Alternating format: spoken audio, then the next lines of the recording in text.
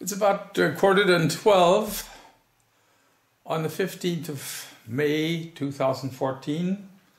It's a sunny day out, overcast, but the sun is out at the moment. And as you see,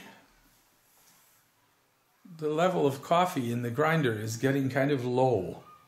This is a dangerous situation. We never want to get to the situation where we'd run out of coffee. So we're going to roast some coffee today, and I thought I'd take you with me. One reason being I have a new order of coffee that just came in, and we'll open up the box and you get a look at some green coffee beans. But first I'm going to make myself a latte macchiato, a nice big milk coffee, which will help me be a little more awake during the day today. We'll go out here, okay, yeah, about like that. That should be okay. And I think you've seen me do this before, but you can watch again.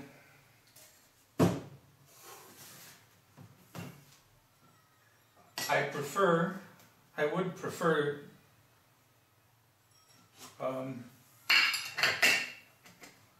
coffee without any milk. However, my stomach doesn't prefer it.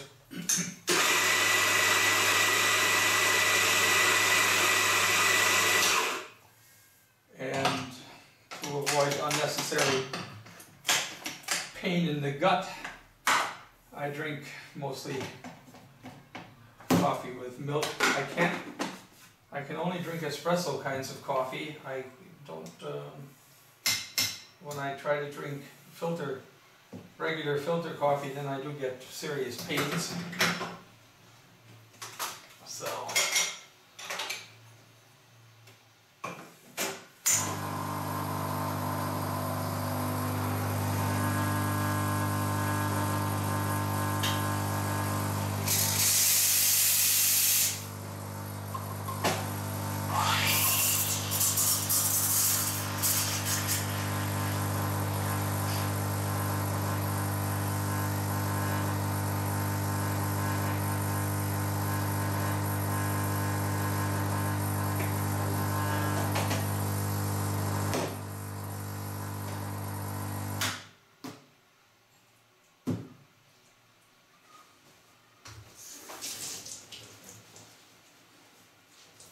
for the best taste, it makes sense to keep the coffee machine, the espresso machine, as clean as possible, especially the milk wand here that is used for frothing the milk. You don't want old milk to get dried on there. Get the coffee grounds out of the filter as quickly as possible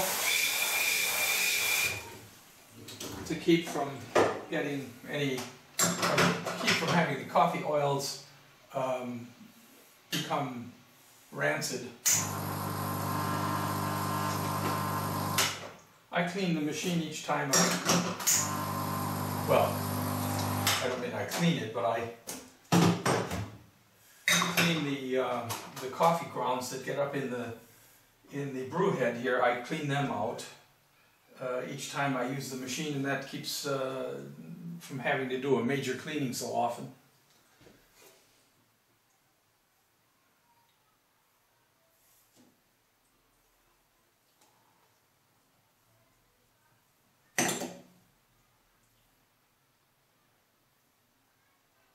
So I will sit down and watch a couple of YouTube videos while I'm drinking my coffee, and then I will take you downstairs with me and we'll roast some coffee. I've turned the roaster on already. It takes a while to heat up. The room the roaster is in is very small, about 6 by 8 feet, And so it's not going to be possible for you to see a lot of what's happening, but I'll try to do what I can so that you can follow along, and I'll explain what's happening. The roasting process takes about 15 minutes, and we'll do that together. Okay, this is the roaster. It's a professional sample roaster or shop roaster. Can roast up to a pound of coffee at a time, which is more than adequate for what we use. I usually roast 3 times 350 grams, which gives me just about a kilo of roasted coffee.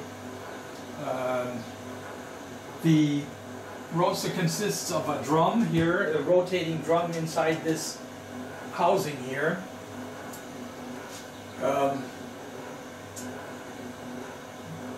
The funnel up here is where you put the coffee in,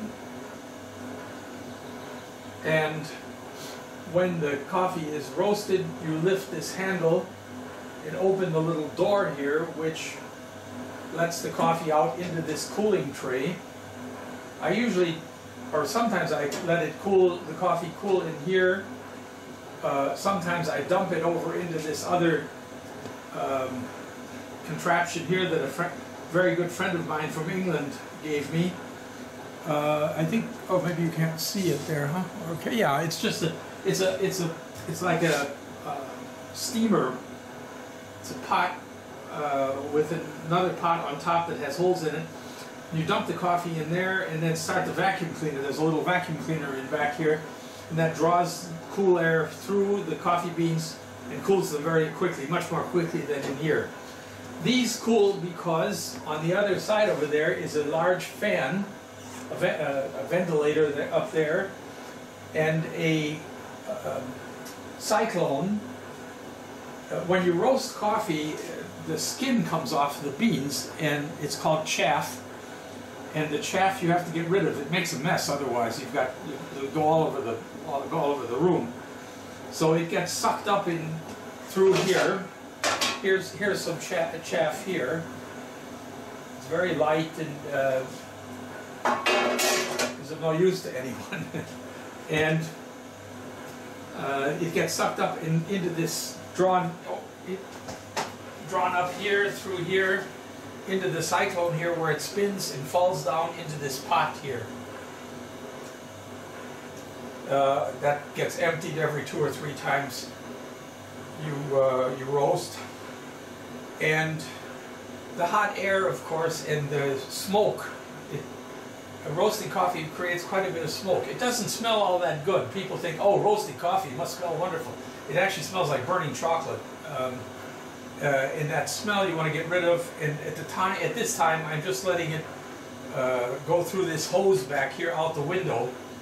Eventually, I would like to make an opening in the wall and have it go through a pipe outside, so I don't have to have the window open, because in the winter it's very cold. However, these walls are over 2 feet thick stone, and it's rather difficult to get a hole through them. So that's the way it works. You put the coffee in, you watch the beans through this little window here, and after approximately 15 minutes, you lift the handle and let them out, and they're roasted. However, there are many more things to watch than that. And one of them is the color of the beans that you can see through the window here. The other is the smell that comes out. Like I say, it's a roasting smell that's quite pungent. And you can tell, if you have experience, you can tell how much, how long you need to roast yet. The amount of time that you roast depends on how you like your coffee.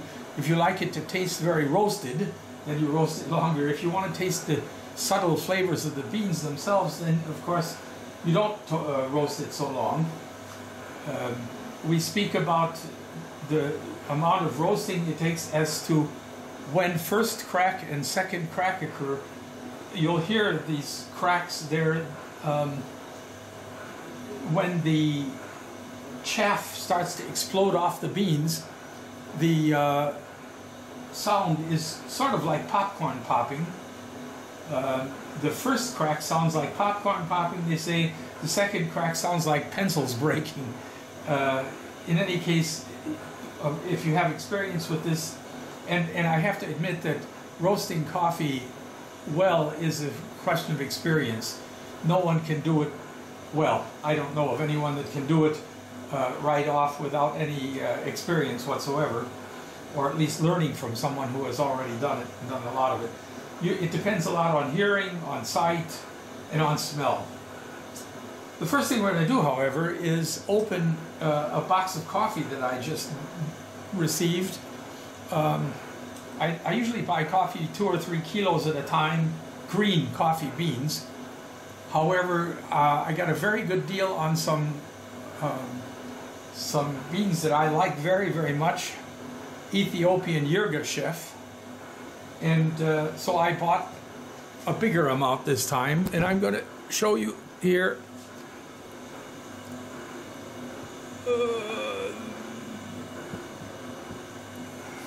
There, yeah. That's a whole box of coffee there. Let's go back here. Yeah, okay. That's a whole box of coffee, and it's in fact a whole bag of beans, 65 pounds of beans, 30 kilos. And I'm going to be careful here using this knife because I don't want to cut through the bag inside. Coffee, as many of you know, is shipped in burlap bags, and this is a whole bag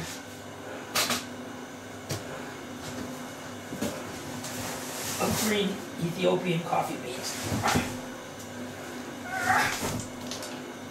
So I'm going to lift it out of the box there and open the bag. And we'll take out some beans and roast them today. I'll be back. Okay, there we are. We'll just open this bag now. If you find the right end of the string, you can just open it by pulling. So, very nice beans. Let's see if I can get them in. Those are green coffee beans. Maybe a little more light here would do good. They're greenish color, and they smell a little bit like freshly mown grass. The nice thing about these is that they last. You can keep them in this condition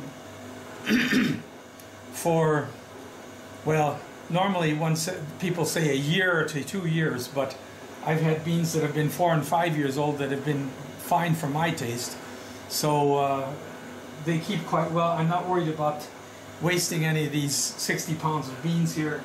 I will definitely use them. I will use them all and won't have to waste any. The first thing to do is to weigh out 30 grams, to weigh out 350 grams of beans. I'm going to give you a quick tour of my roasting facility here, if I can call it that without laughing. The roaster is connected indirectly to a laptop computer over here. The computer does not control the roaster. All it does, you can see that wavy line there on the screen. All it does is show the temperature and the curve that the roast takes when it's as it happens in real time, and it records it, of course, too, so that I have then afterwards evidence for myself of how the roast went. I can see when I've made a mistake, and I save these files. Then each file I keep and go back when oftentimes when if I like a roast very well, then I'll go back and look at the profile of the roast and see how I did it and how it came out. Each kind of bean roasts a bit differently. It's not a question of always being exactly the same. Each bean reacts differently, partly because the beans are different, and secondly also because they contain different amounts of moisture, and as a consequence they take longer or shorter to roast to the same degree. Over on the side here you can't see it, but just next to my little log book there, which I also keep because I like to be able to quickly scan through it. It takes longer to look for the different files on the computer. Next to my logbook is a scale that's out of view here. I use the scale to weigh the coffee. There's another little postage scale up here, which I used to use quite a bit too. I have an electronic scale now that I use. And there's some old mocha pots up along the wall there just as decoration. I have many devices for making and roasting coffee. I have 5 different coffee roasters, I believe. And over the years, I've been roasting coffee now for 13 or 14 years. And over the years, of course, I've gathered a whole bunch of equipment, which is typical. Okay, I'm going to get ready to roast now, and I'll show you then the process as it takes place. All right, we've got 350 grams of beans. That's somewhat less than a pound here of green beans. And we're going to put them in, but we're going to put them in when the roaster has a temperature of 150 degrees. I'm going to 150 Celsius, of course. I'm going to cut the temperature now, and at the same time I'm going to turn the heater on.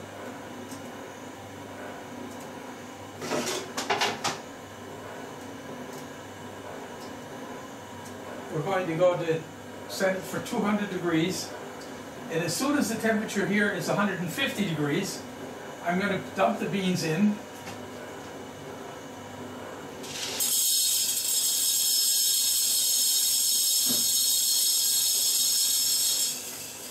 And I'm going to start the computer.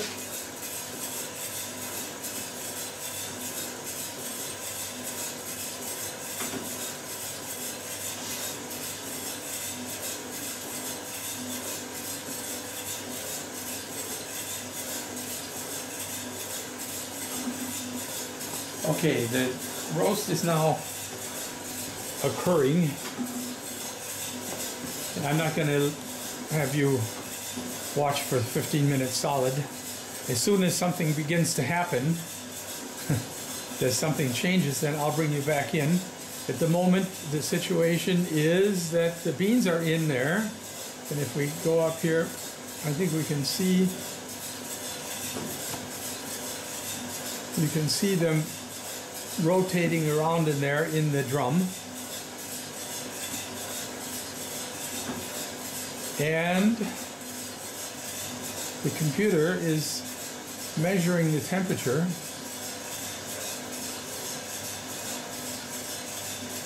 You can see the red line there.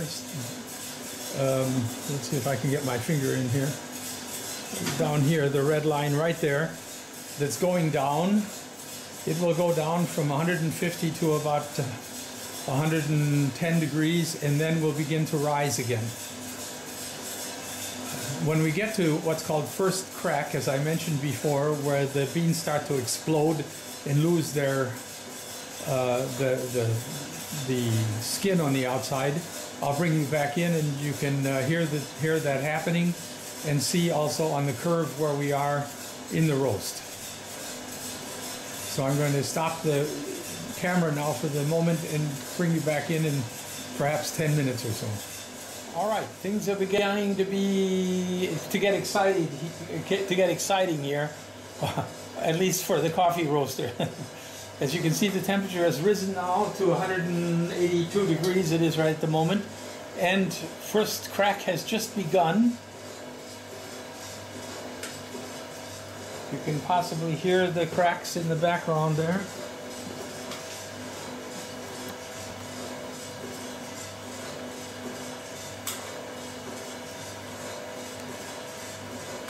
I'll show you the color of the beans now.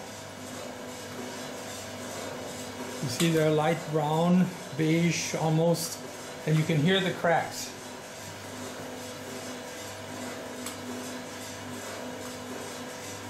And I just informed the computer that first crack has occurred. There's no way it can know that otherwise.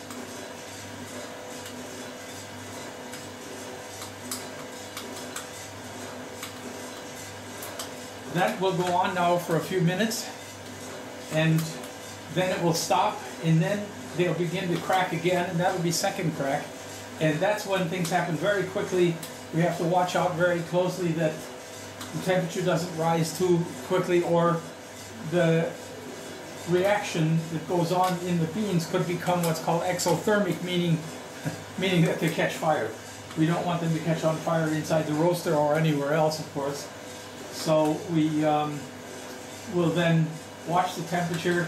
When it goes over 200 degrees Celsius, then it's getting to be time to dump the beans out. First we have to finish with first crack, and then just go into second crack, and then I'll decide at that time on the color of the beans and the smell how much further I want to go. This is still first crack.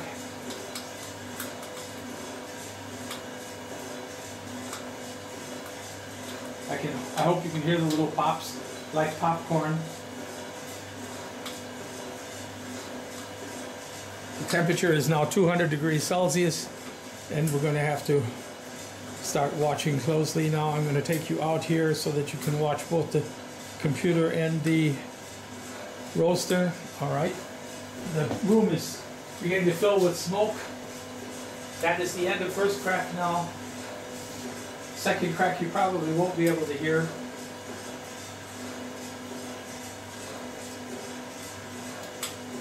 There it is, it's just starting now. I'm going to drop a couple of beans out so that I can look at the color better. And they are getting to the point where I can drop them now. I'll get over on this side. I can hear the cracks very clearly, and I'm going to dump them now.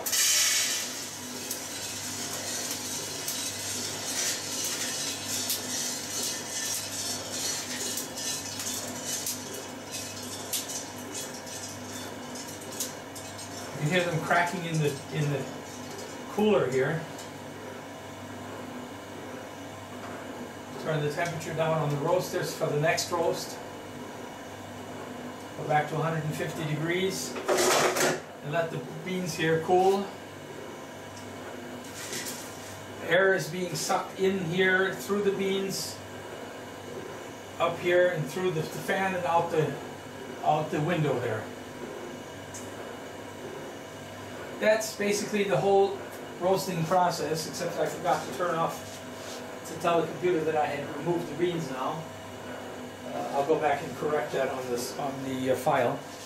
And that is the whole, basically that, like I said, that is the whole process. The beans now are completely roasted.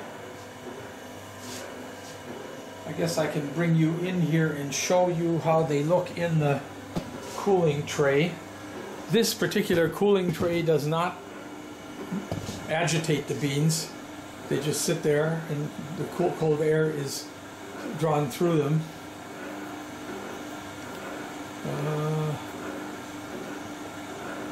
You can see there, those are the roasted beans, and right next to them here I have some of the greens right there. Let's go back out again a little bit here. There you can see the green beans on the right and the roasted beans on the left. The process took 17 minutes and 20 seconds, which is good. I like to have, the longer the better, basically.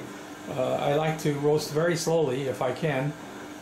It depends on the beans, how they react, and one has to be right there with them and deciding how long to go.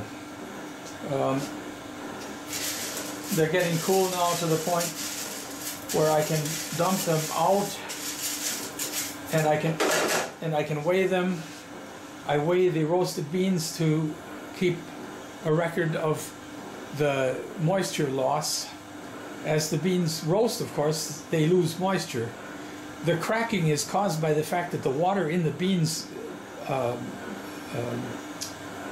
turns to steam, and it explodes the little skin that's on the outside that becomes the chaff. If I take this out, you see the chaff down here. There's some in here. Most of it's back here where the fan is drawing it through.